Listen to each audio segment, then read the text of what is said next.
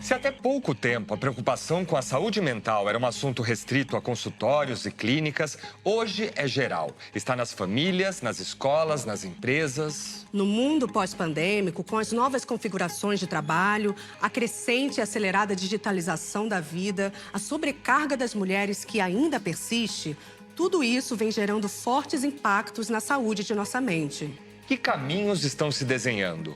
O que este novo panorama está nos mostrando? Mente em Foco, tema desta série do Café Filosófico.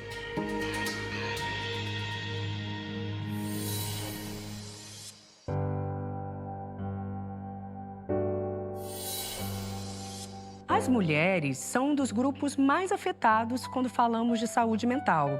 Para além da questão biológica, são diversos os aspectos psicológicos e sociais que vêm impactando a saúde e o bem-estar das mulheres. E quando pensamos naquelas que também são mães, a questão torna-se ainda mais delicada.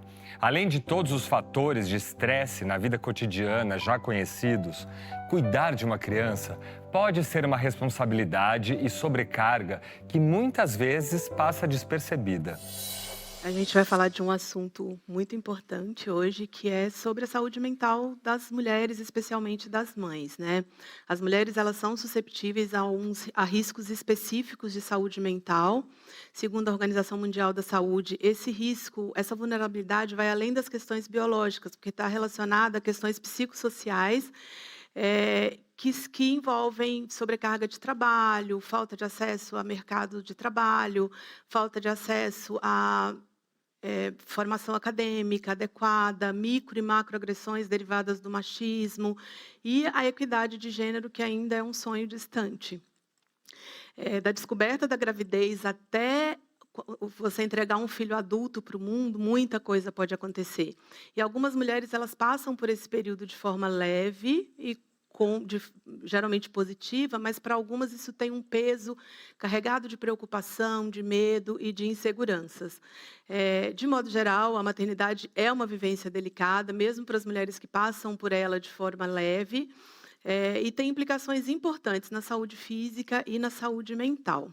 A chegada de um bebê, ele representa uma reviravolta muito, muito grande na vida das mulheres, e mesmo sendo muito desejado e muito esperado, planejado, em muitos casos leva a esgotamento materno. Por quê? Porque essas mulheres, as mulheres passam por esse período de uma forma muito solitária, geralmente. E essa solidão já começa na assimetria da licença parental.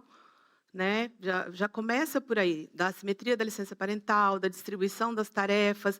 Então, tudo leva a mulher a uma situação de esgotamento a partir do momento que ela está... Na verdade, quando ela se descobre grávida, ela já começa a viver um outro tipo de vida, porque ela fez o teste de gravidez, ela começa a pensar, nossa, aquela dipirona que eu tomei agora vai fazer mal. Meu Deus do céu, eu tomei uma cerveja, eu não sabia. E essa criança vai nascer com um problema. Então, você já começa a ter um estresse e uma pressão a partir do diagnóstico da gravidez. Isso só vai piorando ao longo da gestação e depois do pós-parto. E esse esgotamento, ele vem sendo visto, vem sendo cada vez mais discutido e tem sido até chamado de burnout materno, porque é uma situação de estresse e fadiga que a maioria das mulheres passa. Né? A mulher fica grávida e ela mantém a jornada de trabalho, de estudos, de cuidados com a família, se prepara para a chegada do bebê, aceita as mudanças que o corpo dela passa, aceita as mudanças hormonais, tudo isso tocando a vida. Porque ninguém para porque está grávida. Né? Então, todo mundo fala, a gravidez não é doença. Não é doença, mas exige... Né? É um adicional que você traz para a sua vida e continua fazendo tudo o que você fazia antes. Né? Pararia tudo por aí se não fosse a assimetria das funções que tem dentro das relações de parentalidade e as duplas jornadas, triplas jornadas que quase toda mulher enfrenta, e isso quase que independe da classe social, né? A gente tem aí recortes de piora, a depender da classe social, a depender da raça, mas é comum que a gente ouça a mulher, eu trabalhei 8 horas, peguei a criança na escola, passei no mercado, arrumei a casa e estudei à noite. Né? 3 jornadas aí ao longo de um dia.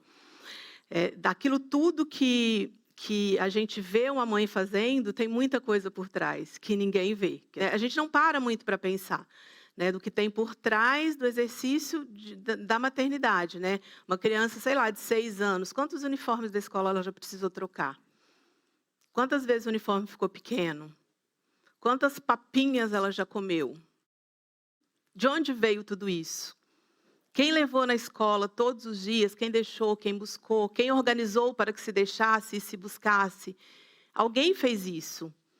E, na maioria das vezes, foi a mãe. Essas camadas invisíveis da maternidade, elas acabam levando a mulher para uma situação de cansaço crônico. E aí, somada a tudo isso, tem 2 perdas que a gente enfrenta quando chega uma criança, seja ela uma criança que a gente gestou, seja uma criança que a gente adotou, seja uma criança que a gente materna por proximidade, a primeira é a perda do filho idealizado, ele não vem, né? Aquele filho que mama, que come, que dorme na hora certa, essa criança ela não é entregue na casa de quase ninguém. E a gente fica com aquela imagem que a gente construiu desde que a gente é pequeno e brinca de boneca, de que vai ser assim, de que você vai estar sentada no sofá, lendo uma revista plena, e a criança está lá brincando no tapetinho de atividades. E, gente, isso não vai existir, né? Na maioria das vezes, o que a gente tem? Trocas infinitas de fralda, choro, comidas intermináveis para preparar. Então, aquela imagem que a gente traz da vida inteira, do que vai ser o filho que a gente tem, a gente precisa praticamente passar por um luto. Porque ele não vem. E uma outra coisa que a gente precisa lidar é a perda da maternidade romantizada, que todo mundo vai ajudar, que o parceiro ou a parceira vão participar ali de forma, pelo menos minimamente equânime, e que você vai ter seu tempo, vai conseguir sentar no sofá para ler aquela revista, tomar um banho prolongado de vez em quando.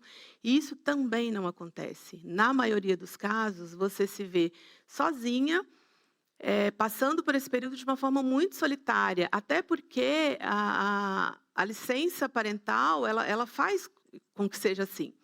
A mãe tem 120 a 180 dias de licença parental e o pai tem 5 a 20 dias. Você fica numa solidão absurda, porque depois de 5 dias você fica sozinha. Isso passa uma mensagem que é você que tem que cuidar, ou seja, é a mãe, você, afinal de contas, você ganhou 6 meses aí para ficar em casa à toa aí, né? Cuida. E que o pai, o homem, no caso, tem direito de voltar à vida, de voltar a conviver com outros adultos, de voltar a buscar capacitação profissional, de voltar a estar no ambiente onde as coisas acontecem, e onde a promoção vem, onde o networking é feito, e que você precisa, de fato, parar a sua vida para cuidar da sua criança. E é importante frisar que isso não é sobre amar o filho, sobre amar ser mãe ou não. É sobre a forma como essa maternidade é construída na nossa sociedade.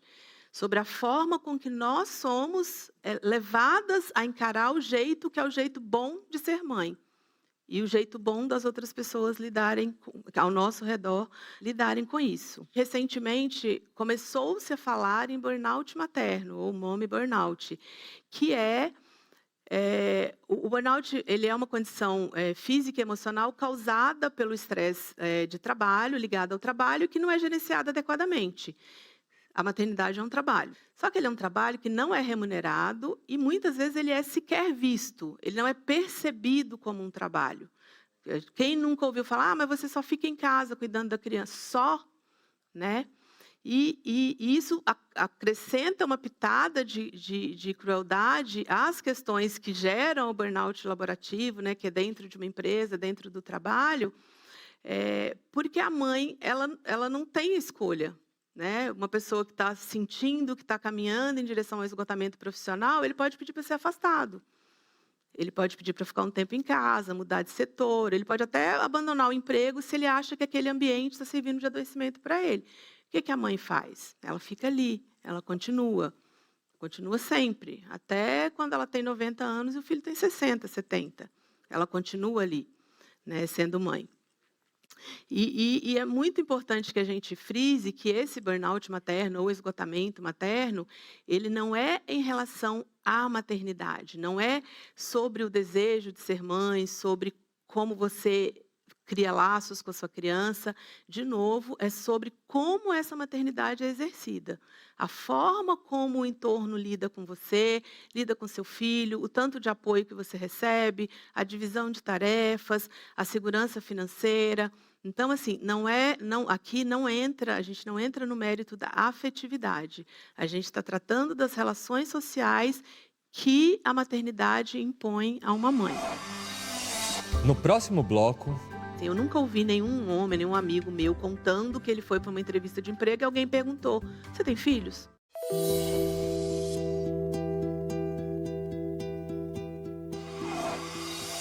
Ser mãe, por si só, já é muito desafiador para a maioria das mulheres. A gestação, as mudanças no corpo, parir e criar uma criança, alimentar e educar são responsabilidades enormes. Mas e quando é preciso conciliar isso ao trabalho? parece ser um desafio unir maternidade, vida doméstica e carreira profissional. Que realidade as mulheres enfrentam no mercado de trabalho? Seria possível criar um ambiente e condições que possibilitem à mulher mãe seguir carreira sem prejudicar sua qualidade de vida? Uma outra questão que também leva ao adoecimento mental das mães é a insegurança financeira, que permeia a gravidez, o pós-parto, os primeiros anos do bebê. 27% das mulheres que estão empregadas têm medo de perder o emprego na volta da licença maternidade. Isso mesmo a gente tendo um ordenamento jurídico que protege, que prevê estabilidade, mas mesmo assim elas têm medo porque elas sabem que acontece, né?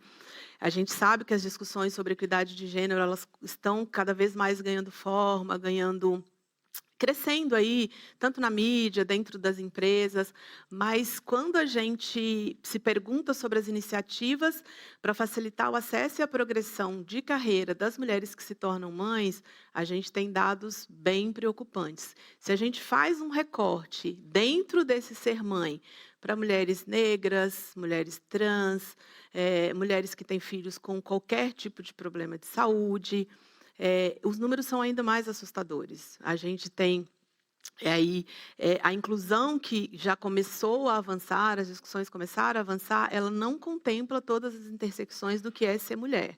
Quando a gente pensa numa mulher num alto cargo, uma mulher num cargo de gestão, a gente nunca pensa numa mãe com um bebê de 8 meses. Ela existe? Elas existem. Mas elas pagam um preço bem alto por isso, na maioria das vezes, porque elas são poucas e elas estão sozinhas.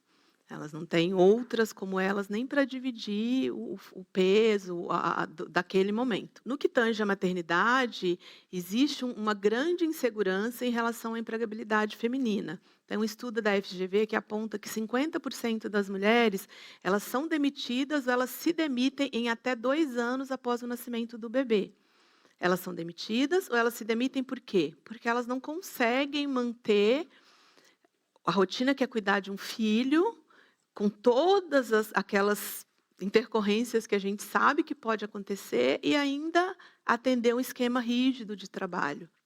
Tem dados do IBGE de 2021 que mostram que só 54% das mães entre 25 e 49 anos estão empregadas. Com filhos até 3 anos estão empregadas. E esse mesmo estudo ele aponta que esse efeito é prolongado. Não é que o filho faz 3 anos e aí você volta para o topo, você volta para de onde você parou. Você não volta, porque você ficou de fora. O networking você perdeu. Aquele curso bacana que teve na empresa você perdeu. Então, demora muitos anos, alguns estudos falam que até 18 anos para que você consiga se reinserir naquele lugar que você estaria, caso você não tivesse parado 2, 3 anos para atender às demandas da maternidade. É muito comum pensar que as mulheres vão se dedicar só aos filhos, que ela vai se comprometer só com a família dela, que ela não vai se comprometer com as demandas da empresa, que ela não vai conseguir entregar, porque se o filho precisar de alguma coisa... E nisso aí as pessoas pensam que assim, se o filho precisar de alguma coisa, não é que a criança está com 48 graus de febre. Ai, a criança vai precisar de um lápis de cor, a mãe vai abandonar tudo. Gente, não é assim. Mas é assim que, de forma subliminar, é visto e é passado, e as ações são tomadas, muitas ações são tomadas em cima disso. Isso é muito uma questão cultural, porque acredita-se e se prega, e nós somos socializados e socializadas para aceitar que esse trabalho é da mãe. A partir do momento que esse trabalho é só da mãe, teoricamente, ela não conseguiria estar ali, né? A gente consegue porque a gente se vira em 3, 4 e consegue. Mas se você pensa que o trabalho é só de uma pessoa, ela de fato vai ter mais dificuldade de estar naquele lugar que ela deveria estar. Olá, Shirley Lima.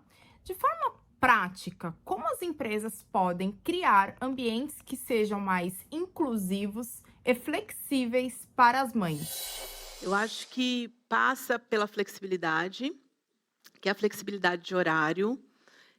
A flexibilidade hoje, a gente pode pensar em flexibilidade de modelo de trabalho entre presencial e remoto.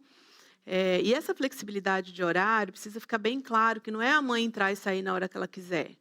É, por exemplo, ela precisar entrar 1 hora mais tarde num dia e ter a possibilidade de compensar isso num outro dia. Não é que ela vai trabalhar menos, ela vai trabalhar diferente, sabe? É a mulher não precisar ter medo de falar que tem uma consulta médica com o filho. Então, essa flexibilidade, ela faz com que a mulher se sinta segura para exercer a maternidade e para continuar trabalhando.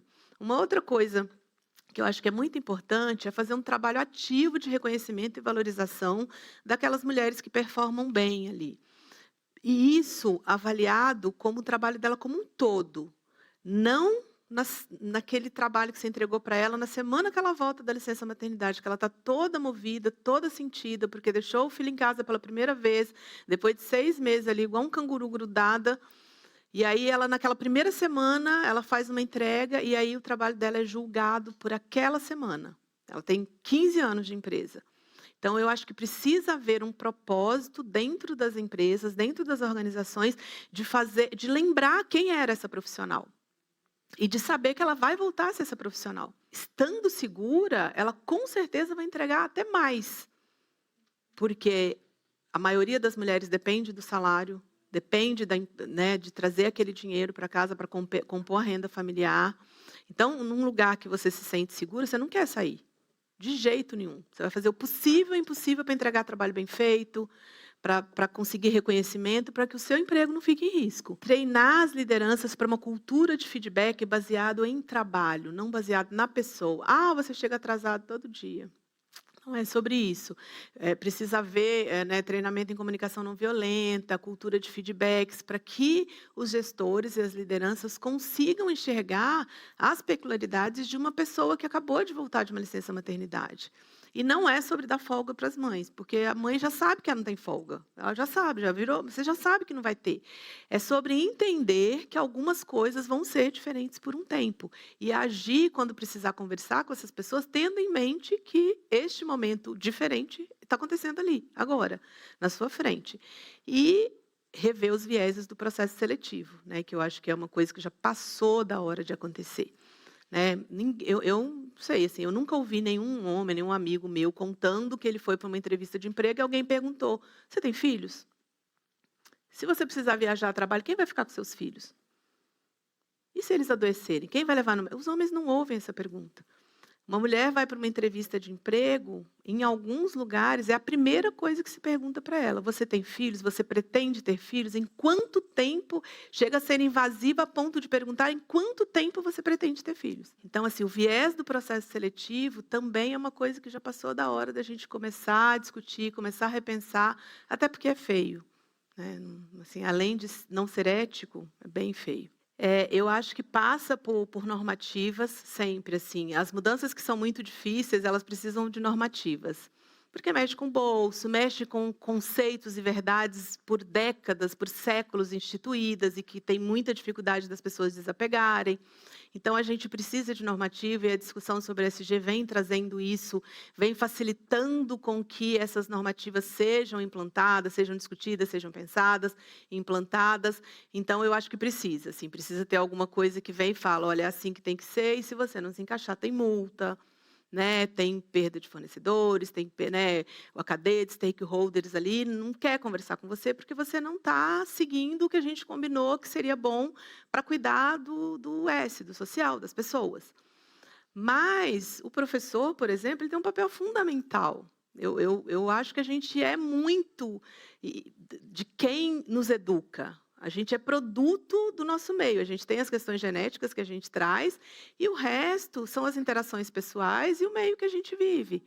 Então, assim, eu acho que o professor ele tem um papel fundamental de jogar a sementinha ali. E quando ele tem coragem, porque precisa ter coragem, não é tão simples, trazer as discussões e mantê-las de forma constante e regular, sabe? Criando nas crianças o senso crítico. Você não precisa dizer para a criança o que ela tem que fazer quando ela for grande. Eu acho que se você ajudá-la a crescer com senso crítico em relação às situações que cercam a vida dela, já é um caminho andado. E assim, quem faz tem crianças que passam mais tempo acordadas na escola, por exemplo, do que com as famílias.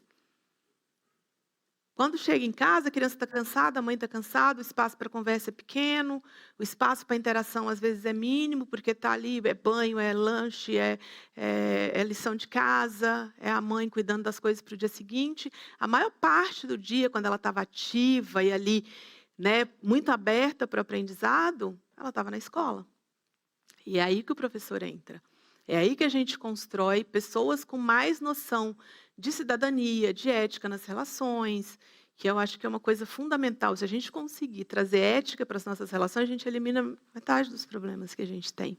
Então, sim, eu acho que talvez mais importante que as normativas seja a construção de uma sociedade consciente e com senso crítico.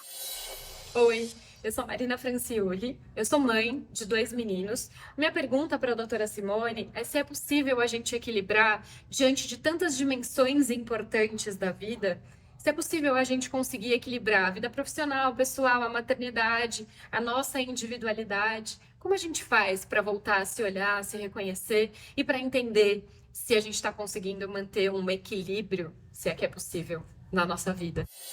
Eu acho que a autocompaixão é primordial, você se olhar com compaixão, olhar com benevolência para as suas limitações, para aquilo que está ao seu alcance fazer e entender que algumas coisas não são para você e você não vai conseguir fazer e tudo bem. Acho que isso é um fator primordial. Buscar a mulher que você era antes de ser mãe, para mim, é ponto pacífico, precisa. Não tem como, eu acho que chegou o momento da gente pensar nisso desde antes de ter filho. Olha, quando eu for mãe, eu não vou deixar você para trás, tá? Você não mãe. Eu vou levar você comigo. Você vai fazer parte da vida do meu filho. Eu vou ter um filho e você, não mãe, vai fazer parte da vida desse meu filho. Então, trazer essa mulher junto, eu acho que é fundamental. Se encontrar com outras mães, assim, eu acho que você ouvir pessoas que estão passando pela mesma coisa que você. Eu gosto muito de falar da cura coletiva, né? Que estão passando pela mesma coisa que você e que te entendem, até sem muitas palavras. Isso é uma coisa muito fortalecedora e muito poderosa. É um processo de cura mesmo, quando você pode falar, teoricamente sem ser julgada, e quando você encontra validação ali naquilo que você está passando, naquilo que você está sentindo. Eu acho que você se unir com outras pessoas que estão passando pela mesma coisa que você ajuda você a enxergar que é possível ter equilíbrio. Você vê uma mãe que conseguiu ter equilíbrio, você fica olhando e fala, nossa, como ela fez? Vou fazer igual. Vou chegar em casa e vou tentar igual. E nessa, quando você percebe, você está caminhando mais leve, você está conseguindo fazer mudanças. É preciso ter muita coragem, porque existe muita culpa. A maternidade, ela carrega muita culpa, né? Então, toda vez que você faz um movimento de libertação, um movimento de se tornar mais autônoma, de se tornar mais feliz, eu diria, a culpa, ela vem. E aí você precisa ter em mente que aquilo ali é só socialização, é o que disseram que você tinha que ser, disseram que você tinha que fazer, e que não necessariamente tem a ver com o que você precisa, com o que seu filho precisa, com o que a sua família precisa. Eu acho que passa muito por aí achar o equilíbrio. No próximo bloco, A gente está trazendo um filho, mas esse filho é de todo mundo. Ele beneficia todo mundo, essa relação, seja no campo privado, dos laços afetivos, seja nas questões públicas e políticas, não é só nosso.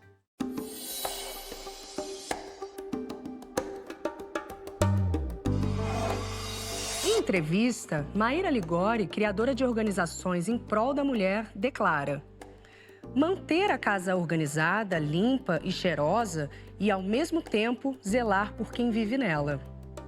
Esse tipo de trabalho te soa familiar? É o que chamamos de economia do cuidado. Uma força de trabalho fundamental na nossa sociedade. Está dentro dela qualquer pessoa que realize essas atividades todos os dias por décadas, seja na própria casa ou dos patrões. quando pensamos em quem desenvolve esse cuidado, em grande parte das vezes pensamos em mulheres. Por quê?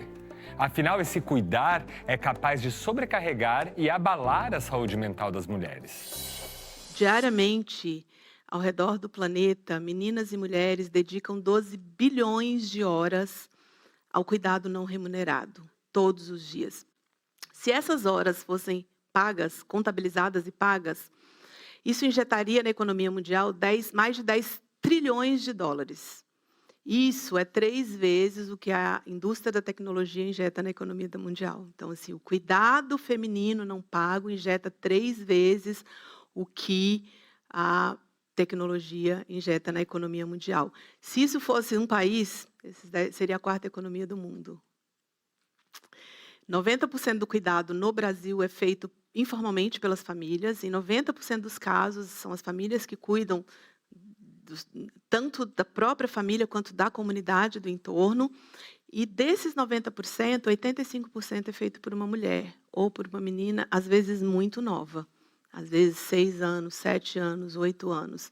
Já está cuidando dos irmãos, já está cozinhando, porque a mãe sai muito cedo de casa, porque ela precisa trabalhar.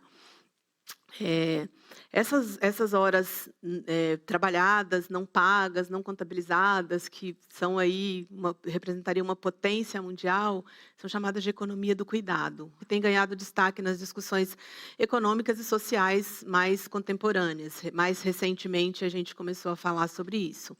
Esse trabalho, esse fenômeno, ele cai muito particularmente sobre as mulheres, e isso tem um impacto absurdo na saúde física e mental, impacta na longevidade, impacta na forma como você vive, como você adoece, como você morre. Historicamente, todo mundo aqui sabe que as mulheres assumem a maior parte da responsabilidade com o cuidado dentro das famílias. Isso inclui não só o cuidado com os filhos, mas é o cuidado com os filhos, com os pais, com outros idosos da comunidade, com pessoas doentes, com pessoas que apresentam qualquer tipo de necessidade que demanda alguém junto para ir no médico, para ir tomar um remédio, para preparar a sua alimentação. E embora essas atividades elas sejam essenciais para o funcionamento da sociedade, ou seja, isso faz o mundo girar, né? Quem nos alimenta, quem nos veste, quem nos cuida, quem nos mantém aquecidos, é isso que faz o mundo girar, né? Porque tira tudo isso, parou, acabou tudo. Assim, as coisas não progridem se você pensar em tirar, ou se você começar a pagar por esse trabalho, né? Se você começa a pagar por esse trabalho, ele simplesmente vai fazer com que a economia de um país, por exemplo, salte e cresça. Mas, mesmo com essa importância toda, é um trabalho que é muito invisibilizado e muito subvalorizado. A desigualdade de gênero ele tem um papel muito importante na economia do cuidado, porque, como a gente falou, está tacitamente implícito de que é uma função da mulher. E só agora a gente está discutindo isso. Só agora a gente começou a parar para olhar para o fato de que não. As pessoas que moram numa casa, aquela casa é responsabilidade de todas as pessoas que moram lá. Não tem porquê a gente achar que uma única pessoa tem que ser responsável por tudo que se faz ali. As mulheres, elas, por causa desse trabalho, essas horas todas dedicadas ao trabalho doméstico, e quando eu falo trabalho doméstico, não é só o trabalho de limpar e cozinhar, é tudo que faz a sociedade se manter em funcionamento. É levar no médico, é ir buscar um remédio, é ir no supermercado, é fazer companhia para alguém, é conversar com o filho. Tudo isso faz parte, tudo isso entra na contabilidade da economia do cuidado. Isso acaba diminuindo o acesso de mulheres ao mercado de trabalho, diminui o tempo que ela tem para se capacitar profissionalmente, porque ela, quando ela termina o crachá, ela tem que assumir as responsabilidades e os compromissos que, teoricamente, são só dela. E isso aumenta muito o risco de estresse, porque acaba gerando uma inquietação econômica, uma inquietação em relação ao seu lugar, o seu papel no mundo, até o seu propósito. Isso gera ansiedade, estresse, depressão. Esses números, eles prejudicam particularmente mulheres que estão inseridas em grupos minoritários, porque elas têm particularidades que fazem com que elas sejam ainda mais afetadas pela questão do cuidado invisível. Por exemplo, as mulheres negras, elas estão relacionadas ao trabalho doméstico nas suas comunidades, nas suas famílias, mas estão relacionadas ao trabalho doméstico formal ou informal, junto a outras famílias, com remunerações baixíssimas e sobrecarga de trabalho. 65% das empregadas domésticas no Brasil são negras, e a maioria delas tem uma média salarial abaixo de um salário mínimo. Mesmo 10 anos depois da implantação de um programa que estabeleceu um piso, a obrigatoriedade do registro. Então, quando você parte para mulheres que estão inseridas em grupos minoritários, esse impacto sobre a saúde mental e sobre o acesso delas a possibilidades de carreira, a possibilidade de ascensão, a possibilidade de instrução formal, isso é ainda muito, muito maior. Partindo aí de todas esse recorte mesmo de gênero, de raça e de classe social, a gente tem um prejuízo. Porque se você está lá ocupado cuidando de uma coisa que todo mundo devia cuidar, você não está lá na hora do almoço, que as pessoas do trabalho vão almoçar juntas e vão terminar uma conversa que elas começaram lá na mesa do escritório. Na hora do almoço, que o network, que as coisas são costuradas, você foi correndo para comprar o leite que está acabando e não vai chegar em casa sozinho. E esses laços que se estreitam fora daquele momento formal do trabalho, as mães quase nunca participam, porque elas estão quase sempre ocupadas, cuidando sozinhas de algo que deveria ser o cuidado de todo mundo. O cenário é esse. Nós temos mulheres sobrecarregadas, adoecendo, os números no Brasil de ansiedade e depressão estão em alta constante. Então, esse caminho que a gente está seguindo, ele não está bom. O que a gente precisa fazer para a gente transformar essa equação, Tipo, tirar isso da conta de uma única pessoa, Para mudar esse cenário, a gente precisa trazer isso para o centro de todas as discussões. Não tem discussão de ESG, não tem discussão de sustentabilidade, não tem discussão de nada que não passe pela discussão da saúde mental das mulheres em geral e das mães em particular. Mas, para mim, tem uma coisa que é muito importante, eu acho, para além dos números, para além de tudo. É a conscientização de que a maternidade é um bem comum. Quando a gente tem um filho, ele não é só nosso. A criança, ela não é só da mãe. Ela é de todo mundo. Ela é do tio, ela é do avô, ela é dos amigos, é da professora da escola. Todo mundo se serve desses laços afetivos, todo mundo se serve dessa relação. Então, ela não pode carregar sozinha uma coisa que é de todos. Todo mundo se beneficia de uma criança num ambiente, de uma criança numa família. Chega uma criança, é uma renovação. E aí, passado aquele momento de euforia, as pessoas querem viver aquele laço esporadicamente, mas todo mundo quer viver. E a mãe que precisa lidar com aquilo que é de todos, é da comunidade, né? Quando a gente fala de maternidade, fala do nascimento de uma criança, da criação de uma criança, a gente está falando tanto de laços afetivos como de outras coisas muito importantes, que é o futuro do país, empregabilidade, questões previdenciárias. Quem paga essa conta? Quem vai trabalhar no futuro? Se não tiver criança, se as mães não se acabou, não queremos mais, cansamos desse negócio aí de ter filho, não vamos querer mais. E aí? Como vão ficar as questões de empregabilidade no futuro? Eu penso que não é possível que alguém que tem um papel social tão importante, que é criar futuros, porque é isso que a gente entrega para o mundo, futuros, e promover laços afetivos para outras pessoas com a criança que a gente traz ou que a gente adota, seja penalizada. Então, para mim, o primeiro passo é a gente entender isso. A gente está trazendo um filho, mas esse filho é de todo mundo. Ele beneficia todo mundo. Essa relação, seja no campo privado dos laços afetivos, seja nas questões públicas e políticas, não é só nosso. E a partir da conscientização desse papel, a gente passa para outras questões, que é pensar no âmbito privado e no âmbito das empresas, em políticas públicas, ouvir as mulheres, porque, né, eu imagino um conselho, sei lá, uma gerência feita de homens, só de homens, discutindo como vai ser feito, como que a gente vai tratar a partir de agora as mães que engravidarem aqui na empresa. Precisa ter alguma mulher lá, precisa ter uma mãe lá para falar. Né, a gente precisa falar por nós, a nossa voz precisa ser ouvida.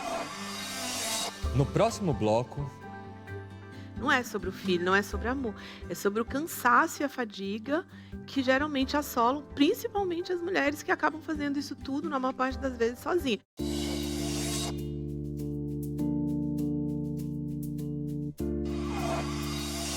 Dizem que quando temos um filho, ele não é nosso, é do mundo.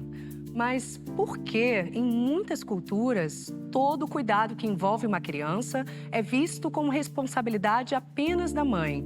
E quem cuida da mãe? educar e cuidar de uma criança pode causar também cansaço e exaustão. São muitas tarefas que deveriam ser divididas entre pais, cuidadores, mas estão sendo. O que denominamos no senso comum de função materna já foi incorporada por alguns pais, porém poucos, considerando essa imensidão que é o nosso país e com tantas diferenças. A relação pais e filhos, a sobrecarga de quem cuida, as responsabilidades do educar, são temas que o Café Filosófico sempre trouxe ao debate.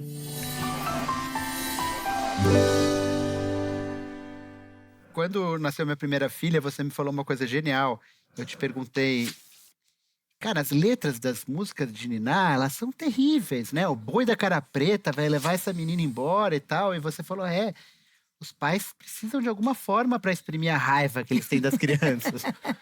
Então, a minha tentativa como cronista pai é destruir essa ideia de paternidade, de maternidade fofa. Claro. Né? Isso nem tem a ver com politicamente correto ou incorreto, tem a ver assim, com a mentira, né? Assim, eu lembro quando foi nascer minha primeira filha, eu falei, também faço análise, falando com a minha analista, eu falei, eu tenho um pouco de medo de ficar com raiva da minha filha, porque eu não vou conseguir trabalhar do jeito que eu trabalho, eu tenho muito medo de ficar com raiva dela. E ela é uma psicanalista argentina, como todos os psicanalistas, e ela falou assim, tem medo de ter raiva da tua filha? Vai querer ganhar a tua filha 10 vezes por dia, vai querer matar aquele neném.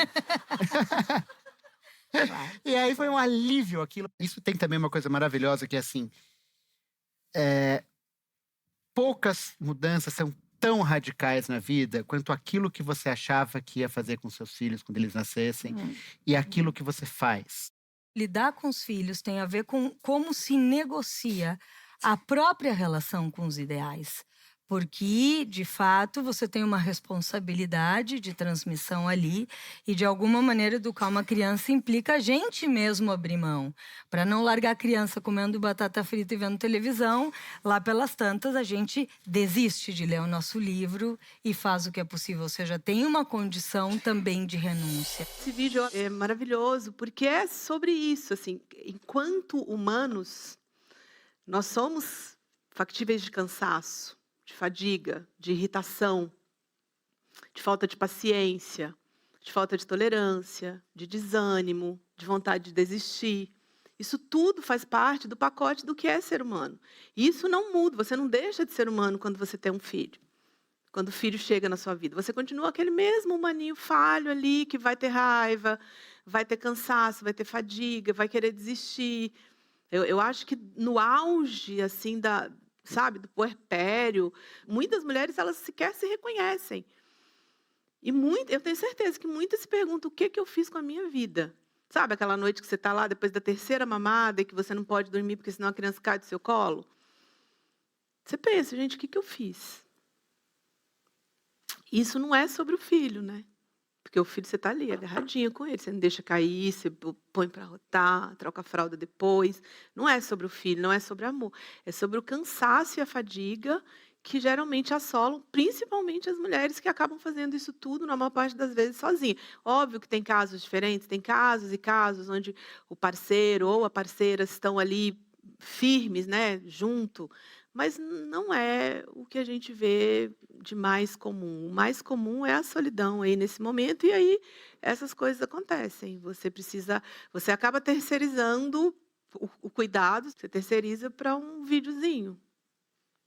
Porque é impossível que você esteja 24 horas por dia, atenta, bem, descansada e pronta para esse trabalho.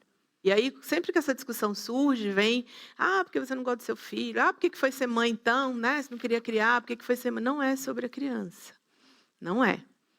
De modo geral, exceto em alguns casos, onde você tem algumas patologias aí que acabam, né, interferindo na questão do afeto, de modo geral, todo mundo ama, e ama desesperadamente os filhos, ama a ponto de dar a própria vida, se for preciso. Não é sobre isso. É sobre fadiga, é sobre cansaço, é sobre sobrecarga, é outra coisa.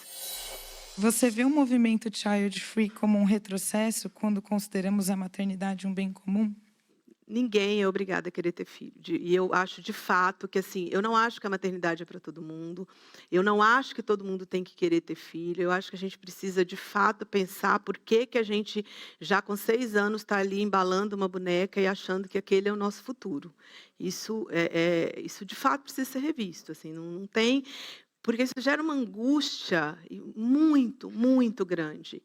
As mulheres hoje chegam aí aos 35, 40 anos e não estabeleceram um relacionamento que elas consideram ideal para formar uma família, e elas ainda são julgadas como incompletas, elas ainda são julgadas como menos suficientes do que alguém que tem aí uma prole constituída. Dito isso, né, que a gente precisa, de fato, repensar a maternidade compulsória, né, isso já passou da hora da gente revisar, né, esse conceito e essa angústia que nos acompanha ao longo da vida. Você pode ser child free, não querer ter filhos, demonizar crianças, não. Né, porque eu acho que existe uma vertente desse movimento que vai muito para esse lado de demonizar a existência de crianças. E, na verdade, não é sobre elas. Não é nem sobre as crianças, nem sobre as mães. É sobre a sociedade que está no entorno dessas duas pessoas, a criança e a mãe. Então, eu sou favorável às discussões desde que elas não caiam sobre quem é mais vulnerável. A discussão tem que ser sobre a sociedade, sobre a socialização, sobre o que a gente pensa, sobre, né, em quem tem obrigação, quem não tem. De onde que vem esse negócio de que todo mundo tem que ter um filho, 2 filhos, aí você tem um filho, você vai ter outro, quando? Sabe? Mas sem passar pela demonização de mães e crianças. A Karina, do Mãe de Boa, diz assim: Simone, como as mães podem se libertar desse modelo interiorizado em que nós mesmas acreditamos, às vezes inconscientemente, que o cuidado é prioritariamente ou unicamente nosso? Terapia. brincadeiras à parte, eu acho que é discutindo, assim, eu costumo dizer que nenhuma mudança vem da conformidade. A gente só muda quando a gente está inconformado, quando a gente está incomodado e quando a gente põe na mesa ali todas as cartas e começa a discutir. Então, para começar, a gente precisa falar. Precisa falar dos incômodos, precisa falar das necessidades, precisa apontar os erros sociais que nos levam a esse lugar. A partir deste momento de uma discussão social sobre isso e que vire pauta mesmo, que com objetivos ali, apontados, quando, como a gente vai fazer para transformar isso, eu acho que é olhar para a gente, assim. Eu sempre tento lembrar e sempre falo para as minhas amigas para a gente tentar lembrar quem eu era antes de ter filho. Eu acho que isso ajuda a sair desse papel que a gente vai absorvendo e vai, sabe, aceitando como verdade. E essa mulher, você não sente saudade dela? Você não acha que seu filho gostaria de conhecer essa mulher que você era antes de ser mãe? E aí, quando você busca essa mulher, você automaticamente vai precisar se libertar disso, porque não tem como você achar que você vai ter que cuidar de tudo e ainda ser a mulher que sai para dançar de vez em quando, que gosta de fazer aula de jardinagem, que gosta de sair com as amigas, que gosta de sair com o marido, com a namorada, com a esposa, com o esposo. Quando você volta para essa mulher e ela passa a existir de novo no contexto da maternidade, você começa a desmontar esse mito de que você tem que estar ali presente e atuante o tempo todo, porque você não precisa. Então, eu acho que é isso. Traz de volta essa mulher. E aí, traz a ajuda dela para você desconstruir isso que a sociedade impõe e que gera uma culpa enorme, uma culpa gigantesca, quando você não atende a esse papel de perfeição e de cuidado extremo, né, zeloso e full time. É impossível. É impossível. Eu acho que precisa discutir sobre isso, tratar em terapia se for muito difícil, mas principalmente olhar para dentro, assim, o que você precisa trazer de volta para expulsar esse papel que não é seu. Não é. E olha com condescendência para você também. Não deu para fazer, não deu. Paciência. Sabe, assim, olhar para você como você olha quando você olha para outra mulher, para uma amiga, para sua mãe, você não olha com tanto rigor, com tanta exigência. Né? Eu acho que isso ajuda muito a gente a desconstruir. Óbvio que existe a discussão social em torno disso, mas falando de pessoa, assim, o que cada uma consegue fazer para tirar esse peso. Né? Autocompaixão, buscar a mulher de volta, a pessoa que você era antes de ser mãe, e tentar viver de uma forma que contemple essa existência. Né? E que eu acho que a maternidade se beneficia muito disso. Né? Uma mãe feliz, uma mãe que se diverte, uma mãe que consegue se ver, se atender, eu acho que ela consegue ser uma mãe melhor. A gente carrega esse fardo e a gente vai ter que se libertar dele. Assim, se a gente esperar que a sociedade veja isso e venha se solidarizar com o nosso trabalho, se solidarizar com a sobrecarga, não vai acontecer. Então, mais uma vez, é a gente que vai ter que tocar esse processo de conscientização de que, primeiro, você não é obrigada a ser mãe. Segundo, se você tiver um filho, esse filho raramente, exceto nos casos de produção independente, raramente ele tem um pai, tem uma mãe, tem outra mãe. Tem 2 pais, tem 2 mães. Tem uma outra pessoa ali que está compondo essa dinâmica. Então, é a gente que vai ter que fazer esse trabalho de quebrar esse estigma e trazer essas discussões. É a discussão do incômodo, da inconformidade. É aí que a gente vai começar a gerar mudanças. A gente já está cansada. As mães estão cansadas. Elas continuam caminhando, mas elas estão cansadas. E elas estão cansadas e começaram a falar que estão cansadas. Começaram a manifestar esse cansaço e começaram a dizer, eu não quero mais. E é a partir daí que a gente vai começar a ter mudanças. Mas eu acho que, mais uma vez, seremos nós que vamos ter que fazer o trabalho. Eu acho que a gente precisa trazer essa discussão sobre parentalidade, sobre o papel da mãe, do pai e de todas as outras pessoas para junto dessa discussão sobre economia de cuidado, sobre empregabilidade materna, porque senão a gente não vai avançar na proteção da saúde das mães. Traz essa discussão para o centro, você tira da mãe o ônus de carregar sozinha de forma muito solitária um peso que é, assim, se você olhar de longe, é impossível de se carregar com saúde, com tranquilidade, é impossível. Então, quando você começa a discutir parentalidade, começa a viver isso de uma forma real, você desonera a mãe. E aí ela fica saudável, ela consegue produzir mais, ela consegue viver mais e melhor, ela consegue até ser uma mãe melhor. Então, acho que a minha mensagem é essa, a gente precisa discutir quem cria uma criança, né? Tem o provérbio africano que fala que é preciso uma aldeia para criar uma criança, mas tem, na maioria das vezes, uma pessoa sozinha sendo a aldeia. A gente precisa quebrar isso. Aldeia é aldeia. Aldeia é muita gente. Inscreva-se no canal do Café Filosófico CPFL no YouTube. E siga nossas redes sociais para mais reflexões. Repensar a licença maternidade, a licença paternidade, e essa assimetria é absurda, não faz o menor sentido, porque prejudica inclusive os homens, que eles têm um tempo muito menor para criar laço, para criar vínculo, para exercer a paternidade, a parentalidade de uma forma que seja de fato proveitosa, porque você fica 5 dias e tem que voltar para a labuta.